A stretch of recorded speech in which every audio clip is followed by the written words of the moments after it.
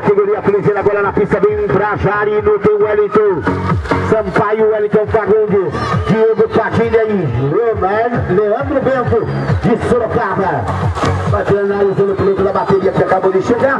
Aí vem Sorocaba, já pega a primeira colocação, Jarino fica pela segunda. Quem assume a liderança, Leandro Bento de Sorocaba, vem seguido pelo Wellington Sampaio do Jarino, o Wellington Fagundes de Jarino e Paulinha com Diego Padilha.